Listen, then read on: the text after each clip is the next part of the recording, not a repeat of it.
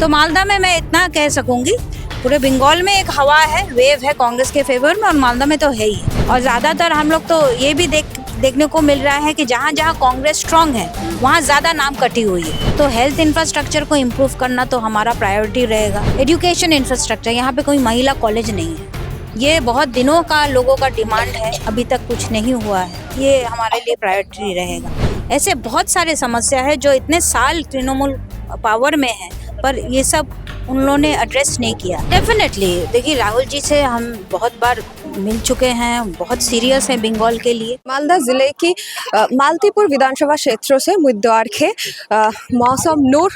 दीदी पहले welcome dB live में आपका। Thank you.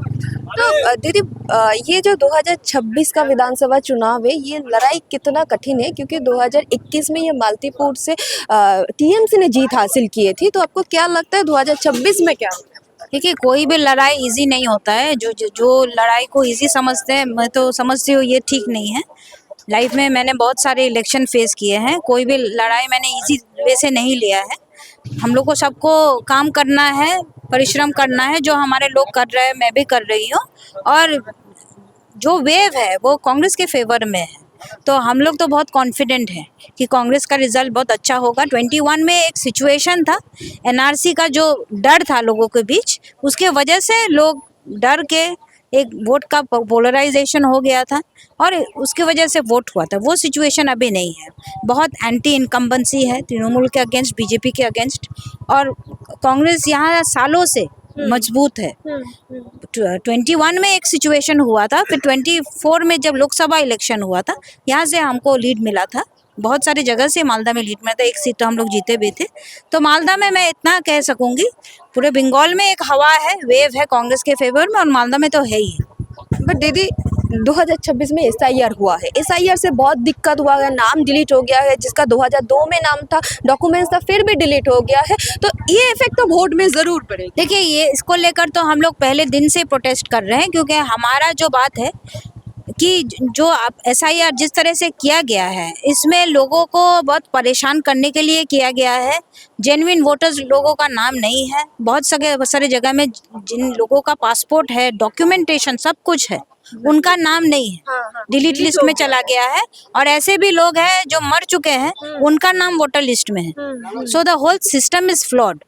इसकी वजह से लोगों में तो दिक्कत है ही, और हम लोग पहले दिन से बोल रहे हैं कि जरूरत हो तो आप इलेक्शन को पोस्टपोन कीजिए, पर पहले वोटर लिस्ट ठीक कीजिए। लोगों को ये देखिए, इलेक्शन हमारे लिए एक उत्सव है, लोग पार्टिसिपेट करना चाहते हैं, अपना क्या राय है जो जिसके फेवर में ही हो वो देना चाहते हैं, पर उनको यहाँ से वंचित किया जा रहा है। तो ये लोग ऑब्वियसली इसके वजह से थोड़ा डिस्टर्ब्ड है।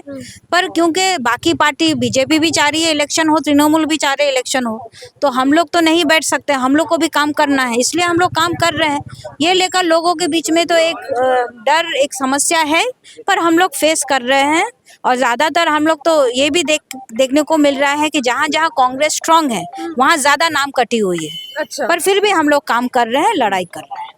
बट दीदी, 2026 का इलेक्शन के पहले बीजेपी ने बोला यहाँ पर ममता बनर्जी ने पोलराइजेशन का पॉलिटिक्स करा, हिंदू मुस्लिम चल रहा है।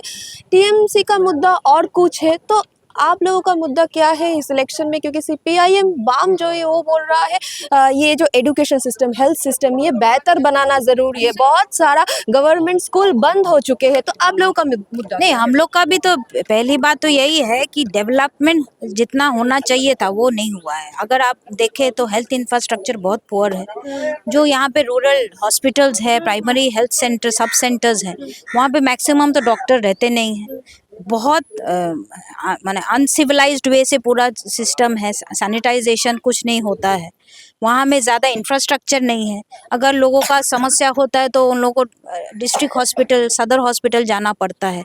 चांचल सब डिवीज़न में ऐसा कुछ खास है नहीं। तो हेल्थ इंफ्रास्ट्रक्चर को इम्प्रूव करना तो हमारा प्रायोरिटी रहेगा। एजुकेशन इंफ्रास्ट्रक्चर, यहाँ पे कोई महिला कॉलेज नहीं है, ये बहुत दिनों का लोगों का डिमांड है, अभी तक कुछ नहीं हुआ है, ये हमारे लिए प्रायोरिटी रहेगा। स्कूल्स में बहुत सारे, एक क्लास में स्टूडेंट टू टीचर रेशियो बहुत पुअर है, बहुत सारे स्टूडेंट्स और बहुत कम टीचर्स। इसमें टीचर्स को भी बहुत प्रेशर होता है, क्वालिटी ऑफ एजुकेशन बहुत ख़राब है। अभी भी बहुत सारी जगह में ब्रिजेस नहीं हो पाए हैं, रास्ता का समस्या है, यहाँ पे लो वोल्टेज का समस्या है, इलेक्ट्रिसिटी नहीं रहती है। ऐसे बहुत सारे समस्या है जो इतने साल तृणमूल पावर में है, पर ये सब उन लोगों ने एड्रेस नहीं किया है। तो अगर हमें लोग विश्वास करें हमारे ऊपर, हमें अगर चांस मिले तो हम लोग ये तो पहली तो प्रायोरिटी रहेगी कि वो जो जिनका नाम डिलीट हो चुका है उनको ठीक करने का, और दूसरी डेवलपमेंट का हमारा प्रायोरिटी रहेगा। हमेशा से हम लोग सुना है ये मालदा एंड मुर्शिदाबाद कांग्रेस के लिए होम ग्राउंड है, पर हमने देखा ये बाबरी मस्जिद हुआ, हुमायूं कबीर का नया पार्टी आया और 1000 करोड़ का एक वीडियो सामने आया, तो वो वोट के पहले सामने आया। तो ये जो माइनॉरिटी कम्युनिटी का फ्यूचर है, इस पे सवाल उठ गया। तो दीदी आपको क्या लगता है ये जो हुमायूं कबीर का पार्टी है वोट कटेगा इस बार कांग्रेस के लिए? ये थोड़ा दिक्कत। देखिए, उनका जो वीडियो वायरल हुआ है उसमें बहुत इफेक्ट हुआ है। लोगों ने ये अच्छा से नहीं लिया है, और उनको उनके ऊपर थोड़ा बहुत जो विश्वास था वो नहीं है, क्योंकि लोगों को समझ में आ गया है कि ये पूरा एक प्लानिंग, एक स्ट्रैटेजी था लोगों को गुमराह करने के लिए। लोग बहुत समझदार हैं और लोग कांग्रेस के साथ हैं, क्योंकि कांग्रेस सेक्युलर पार्टी है, सबके लिए लड़ रही है। कांग्रेस चाहती है डेवलपमेंट, पीस और सेक्युलरिज्म। लोग कांग्रेस के साथ हैं। दीदी आप ये तृणमूल कांग्रेस से फिर कांग्रेस में आया, तो सपोर्टर्स के साथ बात हुई, उन्होंने क्या बोला? क्योंकि आप जब टीएमसी में गए थे तो उनके बीच कुछ नाराजगी तो हो गई। डेफिनेटली, जब मैं तृणमूल में गई थी, लोगों के बीच में बहुत सारा मैंने नाराजगी थी, सेंटिमेंट्स मैंने हर्ट किया हुआ था। तो जब मैंने सोचा कि मैं वापस आना चाहती हूँ, मेरी फैमिली से मैंने बात की, कहीं ना कहीं ये तो कुछ हेजिटेशन मेरे में थी कि मैं गई फिर वापस आऊंगी, लोगों का रिस्पांस कैसा होगा। पर फिर क्योंकि ये मेरा परमानेंट डिसीजन है, फाइनल डिसीजन, इसलिए मैंने सोचा कि नहीं, मुझे ये डिसीजन लेना है लॉन्ग टाइम के लिए, मैंने लाइफ लॉन्ग के लिए ये डिसीजन लेना है। तो मैंने ये डिसीजन लिया, और जिस तरह से लोगों का प्यार मिला, रिस्पांस मिला, तो मुझे समझ में आया कि जो मैं जब गई थी उनको छोड़ के, तब मैंने बहुत बड़ी गलती की थी, और वापस आना ही मेरी सबसे करेक्ट डिसीजन था। लास्ट क्वेश्चन आपसे, ये पूरा पॉलिटिकल पार्टी जो टीएमसी बीजेपी हमेशा बोलते हैं राहुल गांधी नहीं आता है यहाँ पर प्रचार के लिए, फिर 2026 में राहुल गांधी आया, तो इस बार वेस्ट बंगाल को सीरियसली ले रहा है दिल्ली का कांग्रेस? डेफिनेटली, देखिए राहुल जी से हम बहुत बार मिल चुके हैं, बहुत सीरियस है बंगाल के लिए। उनका जो विजन है वो बहुत क्लियर है, बहुत सिंपल है, यहाँ कोई प्रोपागेंडा नहीं है, जो सोचते हैं वही बोलते हैं। और उन्होंने बहुत अच्छा स्पीच भी रखा है, लोगों के साथ उन्होंने जुड़ने का काम किया है। उनका जब वो स्पीच रख रहे थे, वो लोगों के बीच में बहुत अच्छा रिस्पांस था, लोग बहुत एक्साइटेड थे, एनर्जाइज थे। तो गांधी फैमिली का यहाँ बहुत सपोर्ट है, क्योंकि देखिए हमारा जो फैमिली बैकग्राउंड है, गनी खान चौधरी साहब, इंदिरा जी के साथ उनका बहुत अच्छा ताल्लुकात थे, और उनको बहुत मौका मिला था काम करने के लिए। तो वैसे भी यहाँ कांग्रेस का स्ट्रॉन्ग होल्ड है, गांधी फैमिली का स्ट्रॉन्ग होल्ड है। तो जब भी वो लोग आते हैं यहाँ लोग बहुत खुश होते हैं और उनको मानते बहुत हैं।